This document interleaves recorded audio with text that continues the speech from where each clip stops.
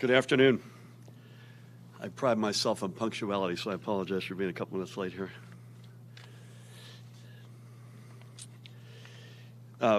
One off-topic comment. Later today, we'll be departing on my first international economic mission to Germany and then to Israel. These are two of our state's most important economic partners, combining for roughly $9 billion in annual economic activity. And direct investment by both German and Israeli companies employs literally tens of thousands of our residents. These are numbers that I not only want to see grow, but we believe can grow meaningfully. And from the work we'll be undertaking, I hope we can make them grow. But I wanted clearly to come before you to make a couple of comments and to answer your questions before I leave our state, especially given Kate's very good reporting, as painful as it was to read from the Wall Street Journal that hit the wires last night. Couple of things. Neither Tammy nor I were aware of the specific nature of these allegations until October 2nd. Let me be absolutely and unequivocally clear. This should never have happened. In this instance, the hiring process of the transition did not reflect our values or the seriousness with which we believe allegations of assault should be taken, period. Sexual misconduct in any form is and will continue to be treated by this administration with the utmost gravity. Now we must lead and prove that commitment. Words are not enough. Now, to the best of our knowledge, we are confident that this allegation was handled appropriately once it was brought to my administration in March of this year. So this is not transition, I'm now talking about in government. And that current policies and procedures were properly and promptly followed and adhered to. But that is no longer enough. Let me be unequivocal in that statement as well. That is no longer enough. All of us in public life have a responsibility to lead by example in creating a culture of respect where victims can feel empowered to step forward with their stories and to know their stories will be believed and appropriately handled. I am proud, on the one hand, of the open door policy this administration has, which allows anyone to come forward confidentially, and that's an important word to underscore, confidentially. I am committed to engendering a culture where anyone feels comfortable at any time to step forward without shame or prejudice. I am committed to bringing about deep and meaningful change. Lieutenant Governor Sheila Oliver stands beside me in these passions and commitments. Tammy and I will speak to Katie Brennan, I believe, this afternoon at 3 o'clock. We tried to connect this morning. It did not work. We will express to Katie personally our profound heartbreak for what she has and is going through, or has gone through and is going through, and we will sit with her soon face-to-face for a fuller conversation.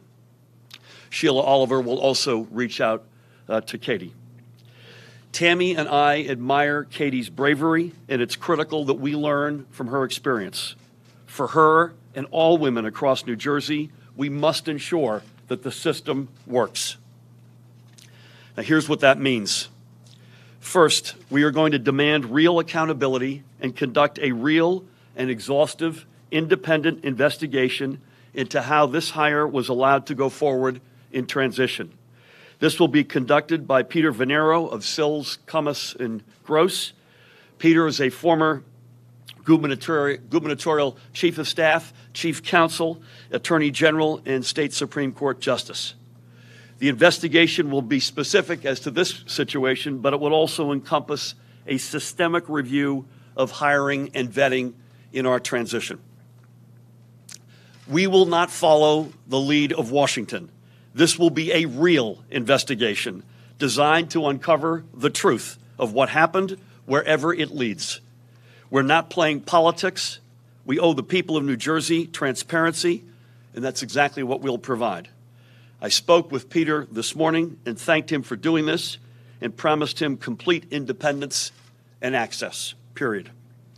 Secondly, I have asked Mamta Patel, the director of the statewide Division of Equal Opportunity and Affirmative Action within the Civil Service Commission, to review all state policies and procedures regarding the handling of allegations of sexual misconduct, to determine whether there are ways to improve our system and to recommend any such improvements.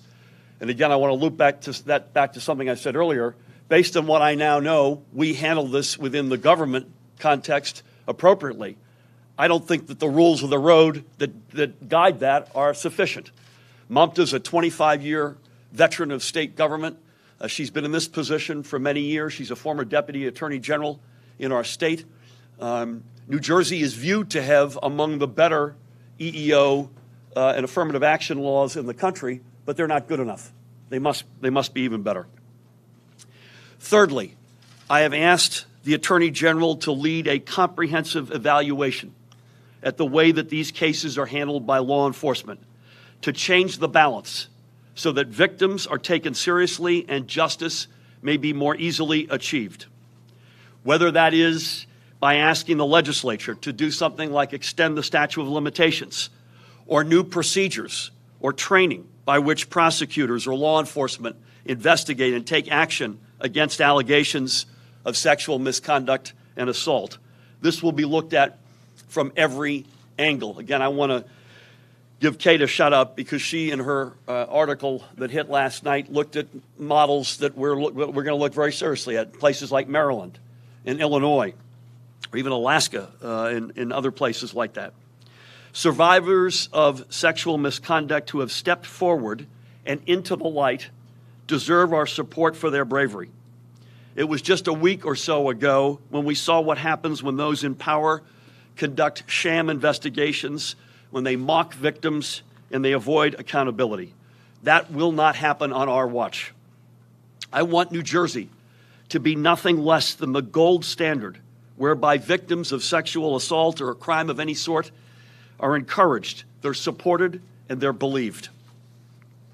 I'm going to give my wife a shout out. I remain as in awe of Tammy's bravery for telling her story of a sexual assault this past January as I do Katie Brennan for telling hers.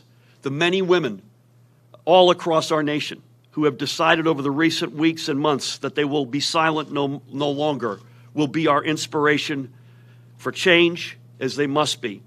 This administration stands with them and the generations of girls and women like our little Emma who are yet to come.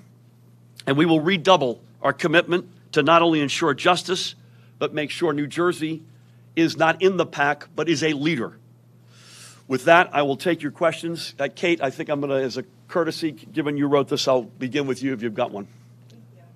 Can I buy a water from you, Brady? Thank you. Given that hiring members of the administration were aware of Ms. Brennan's accusation, or that there was an accusation made dating back to the transition, do you wish you had been informed sooner? I wish we hadn't made the hire in transition, period. I'm sick to my stomach once I heard what happened, obviously. Here's a little bit of a dilemma here. Again, this hire should not have happened. So that's the main wish I have. But these processes within government, at least, are confidential. They're treated confidentially. And that's for a reason, to make sure that there's a fairness associated with it, that you're not even inadvertently putting your hand on the scale. And I believe in this case, it obviously was followed because we did not hear about it until October 2nd. The big sickness that I have is that this ever happened to Katie, and that we made a big mistake in the transition and hiring, which is what I'm asking Peter to look into. Governor, you're making a distinction between what was done in the transition versus the administration. And a lot of the people were the same. That platform was there. A lot of the folks who were with you then are with you now. And I'm wondering, why are you making a distinction between the two? And are we supposed to believe that there was no conversation on all of that? Well, I make a distinction between the two because he was hired in transition, number one. Number two, Peter Venero wasn't in transition. He's going to conduct the investigation. Mamta Patel, I only met with last week for the first time, an outstanding. Your administration, We're putting together a real, unlike Washington and Kavanaugh, a real independent investigation to answer these very questions. Please. I'm a little bit confused about the timeline here.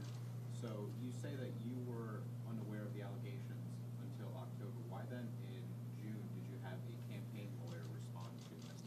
So Katie reached out, which is I think, in the email in Kate's article, and said that she had a sensitive matter that she wanted to discuss that related to the campaign. She did not say what that matter was, by the way.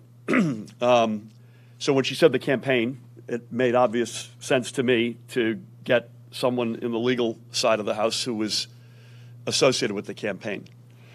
I have been accused both as a candidate in transition and in government as everybody having my cell phone.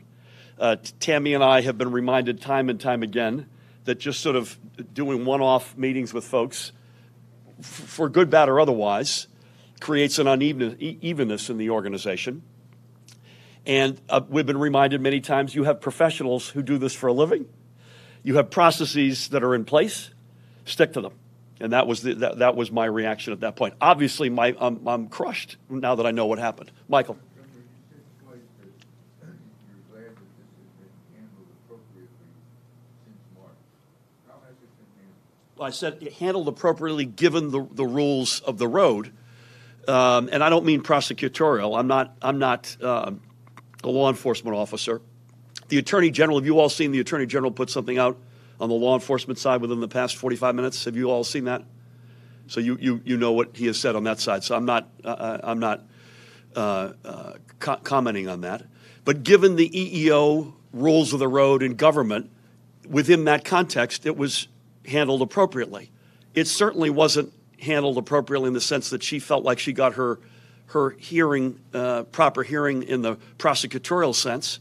And I don't think the rules of the road in government are sufficient, particularly as it relates to sexual assault, which is why I'm asking Mamta, she's already begun to say, listen, how can we make these rules of the road better? The voices must be heard. We must stand with the Katies of the world, and that did not happen.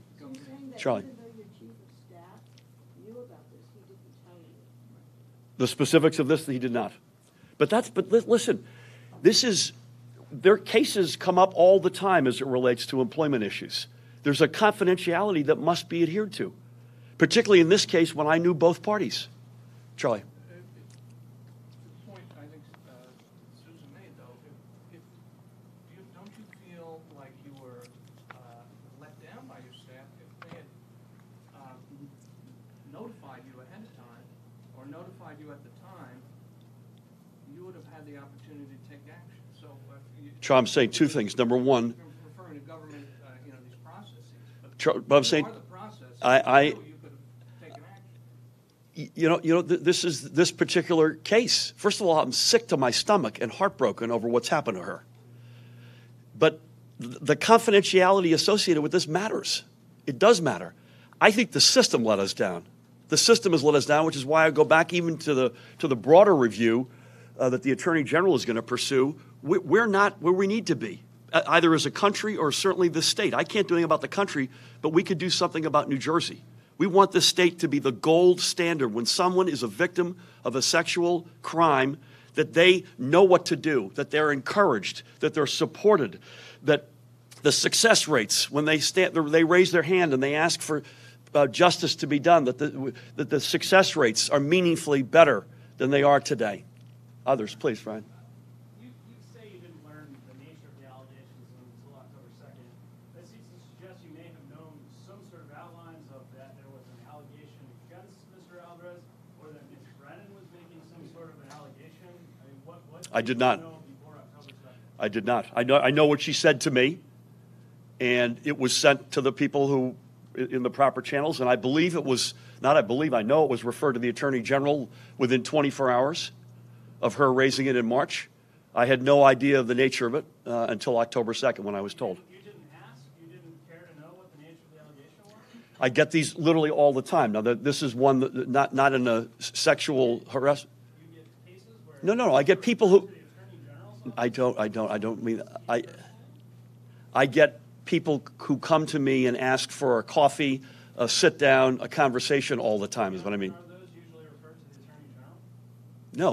No, I don't know of any other ones that have been. So why didn't you follow up when you learned it was referred to the Attorney General and ask what was going on? I did on October 2nd. Why was it a month? When did you learn it was referred to the Attorney General? On October 2nd. So you And by the way, much of the story I read about for the first time in Kate's article yesterday. feel comfortable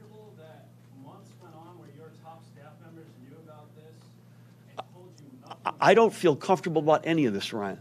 I don't feel comfortable, and most importantly, I don't feel comfortable. It makes me sick to my stomach that Katie went through what she went through and is going through what she's going through. Others, please. Michael. You mentioned 3 different lines of inquiry here. Yes. How long are those going to take, and what sorts of changes can people expect those here to take? So, good question. These are all good questions. But Peter is putting out a statement. I don't think it's out yet. He's putting it out after I think he was waiting for me to mention that he was going to do this. And may I read to you what he's going to say? Because I don't think you all have seen this yet. Today, I was asked by the Murphy administration to undertake a systemic review of the hiring and vetting practices of the Governor-elect's transition office, including the hiring and vetting of Mr. Albert J. Alvarez regarding his position in the transition office and his eventual position at the New Jersey Schools Development Authority. Within that mandate, I have been assured that I will have complete independence, this is Peter's voice, to request interviews with whomever I deem appropriate as fact witnesses, as well as access to all relevant documents. The governor spoke to me today, which we did this morning. In our conversation, he asked that after a thorough review, I provide him with a summary of hiring and vetting practices, including any items for improvement or reform. I expect to complete this review by the end of the year, if not sooner, and to report my findings to the administration. So it's going to take, this is a serious guy who's going to do a serious investigation. So read FBI, Brett Kavanaugh, 4 days over here. This is going to be the other end of the spectrum before the end of the year, so that's within a couple of months. I don't have a time frame for you on MUMTA's review or the Attorney General's broader sort of holistic, how do we make New Jersey the best, safest place for victims of sexual assault to feel like they can come forward and know that their voice will be heard. I don't have an answer on that, but we're not going to let any grass grow. This is obviously important. Nick. Republicans are calling for legislative hearings, and it seems like that's still a possibility. Do you think that's necessary to keep up with that? I think these are very meaningful steps that we're taking right now. So I would hope we don't get this is this is one of these moments where folks can either grandstand or they can call balls and strikes and try to figure out how do we make New Jersey better for victims of sexual assault. So I don't know on the process of legislation, but I just want all of us. I plead with members of both parties to be let's stand up for Katie. Let's stand up for the likes of Katie that have happened or will happen going forward and make New Jersey a better place for those victims. I believe these steps will, A, fact-based, figure out how the heck did this hire happen. Secondly, policy-based in the sense of how do you get a better set of rules of the road inside of government. And then sort of criminal justice, maybe legislative reform, and look at other states, what they're doing and what we can learn from them. Please. Governor, is there a specific timing for this trip that you had to do it now? Did you consider not going on the trip? I've not considered not going. We're going on the trip. The timing was baked, I think, 3 or 4 months ago. Is there something on the economic cycle that's leading you to go there now? As opposed to It's mostly, given the companies, the countries we're going to, it's mostly that we didn't run into their national holidays or religious holidays.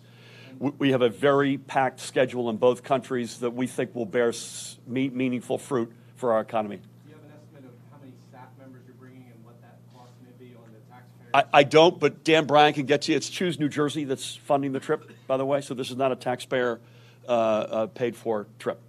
So that, Dan, will you get the details to that? In fact, we're going to release an itinerary, are we not? Today, yep. Dustin, so let me go back. I just want to hit folks who haven't asked yet. Yeah, I just want to shift gears a little bit and ask you about Newark and whether you knew about his involvement in the jet feed. Yeah, I just literally saw a headline coming in here as I was preparing my remarks. So I would say this, I don't have any comment other than to say, just like we're talking about Peter Veniero's review, I hope we'll get right to that. And I use the word systemic for a reason, or he used the word systemic, pardon me, for a reason which I have now also used. It's important that we figure out how this particular hire happened, but also what the procedures and vetting and hiring processes were generally. I apologize. No, I had my eyes aimed the wrong way. Mr. Alvarez was invited to leave government service. That was back in April or May. Wouldn't that have occasioned an incident to let you know that he was being asked to leave I did not know he was asked to leave, number one. Number two, now that I know it, part of the big reason why I want this review of policies done by MUMTA is to figure out what can be done differently, because what's going on here? That's 4 months. There are a couple of factors that are at play, I think, and I think we have to call into question all of these factors if we're going to do a real, credible, which we will, deep review of our policies. Number one, I'm told now that because the incident happened before anybody was a state employee, that prevented a certain channel of pursuit to occur. I want us to look at that. That shouldn't be a constraining factor. He works in an authority. Technically, when you work in an authority, you are guided by the governance of that authority. So as influential as the governor's office might be, you're still under the jurisdiction of that authority. That's another one where I say, you know what, that doesn't feel right to me, particularly in the context of a crime like this or alleged crime like this. So those are a couple of examples, please. Governor, you said that you learned about the allegations and Alvarez on October 2nd, which was the same day that he resigned. Did you order that he resign? Did he actually resign, or did you fire him? He resigned, and I was very relieved that he resigned on that day. Somebody who has not yet, Charlie, I'm not ignoring. I just want to make sure someone who hasn't asked a question already, please. You mentioned that you will be meeting with Ms. Brennan this afternoon. No, I'll be speaking with her on the phone with Tammy. Anything more on what you plan to speak with her about? What you plan to Well, we were trying to connect this morning and it didn't work. I want to profess what I'm saying in many respects. What I'm saying here, my profound heartbreak. I know Tammy joins me. Tammy's been a victim. She's walked in her shoes. And by the way, justice was not done with her either, by the way. And to make sure she knows that we're on her side, that we feel awful about this. And specifically, I was going to preview this with her this morning, what the steps we're going to take. But we will then obviously review what we are taking. If you have not seen the Attorney General's statement, out of an abundance of caution, I guess is the phrase that folks use, they're now looking at this apparently again through another non-Hudson County perspective, in this case through Middlesex County. I'm happy to see that. And I want to make sure she understands that we're going to do a real independent investigation led by somebody who has got credibility, that we're going to look at our policies, even if we think on the one hand we conducted ourselves to the letter of the law. You know what? The policies, the law may not be right. And thirdly, in the bigger, more holistic sense, we want New Jersey to be a place where victims like Katie can feel like they can stand up and be heard, believed, that they're literally, this is what you do if an awful thing like this happens to you. This whole question of where do you go? What's the first thing you do? Let's make sure that we've got, whether it's through legislation, through criminal justice reform, through public awareness, outreach, we can be better. We must be better. Governor, do you know these two people? They served on your campaign? Yes, I do. I know Katie more than a little bit. I know her by reputation, which is outstanding. She started doing, she's got a housing expertise. She started volunteering after we won the primary. I think it was mid to late summer of 2017, in that quiet phase when you don't want to indicate that you think you might win, but if you do win, you better darn well be ready to govern. Katie worked as a volunteer in the policy arena related to housing and did an outstanding job. She reported up to a group of committees, worked up to a gentleman named Jose Fernandez.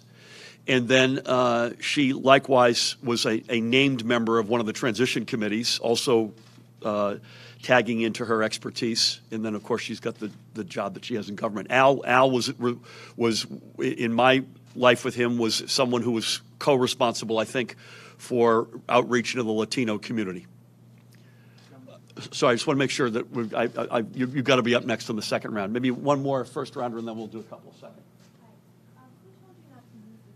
Brennan after you used it? I can't recall who told me, but that was sort of something that has been beaten into my head over the past several years, in the sense that, you know what, if you keep doing one-off meetings with people, you have an uneven result when you've got professionals and processes in place.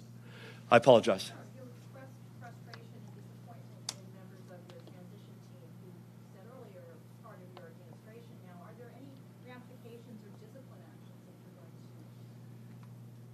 I think we're gonna do an independent investigation, which is commencing today, and we're gonna see what the results of that investigation are. It'll be real.